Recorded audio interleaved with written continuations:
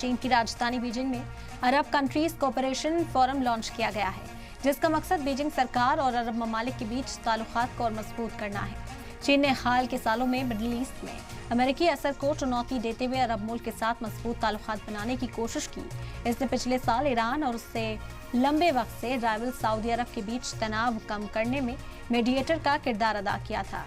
चीन तारीखी तौर पर फिलिस्तीनी मुद्दे के तई हमदर्दी रखता है और इजराइल फिलिस्तीन तनाज़े के लिए टू नेशन थ्योरी का हामी है। वाज़ेह हो कि चीन 10th मिनिस्ट्रियल कॉन्फ्रेंस से पहले अरब लीडरशिप और डिप्लोमेट की मेजबानी कर रहा है। इसके मौके पर चीनी सदर का गाजा को लेकर बयान भी सामने आया। चीनी सदर शी जिनपिंग ने कहा कि गाजा के हालात से वो वाकिफ हैं और इन हालात पर उन्हें काफी अफसोस है। तो चीन की राजधानी बीजिंग में अरब कंट्रीज कोऑपरेशन फोरम लॉन्च किया गया, जिसका मकसद बीजिंग सरकार और अरब ममालिक के बीच ताल्लुकात को मजबूत करना है।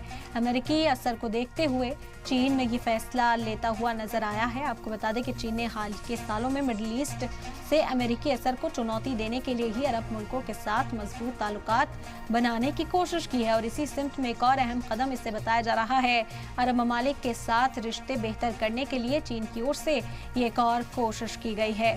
तो चीन की राजधानी बीजिंग में अरब कंट्रीज कोऑपरेशन फोरम लॉन्च किया गया है, जिसमें अरब ममालिक के साथ बेहतर ताल्लुकात करने पर जोर दिया जाएगा कि बीजिंग सरकार और अरब ममालिक के बीच किस तरह से ताल्लुकात को बेहतर बनाया जा सके, ताकि जो ग्लोबल मुद्दे हैं उस पर चीन इनके साथ कहीं ना कहीं खड़ा नजर आए। आपको बता दें कि लगातार चीन की ओर से कोशिश की जा रही है कि अरब ममालिक के साथ बेहतर रिश्ते हों, फिलिस्तीन का कॉज हो या इजराइल फिलिस्तीन की लड़ाई हो, उस पर चीन ने फिलिस्तीन की हिमायत ही की है और फिलिस्तीन की हिमायत में लगातार बयान देता हुआ नजर आया है।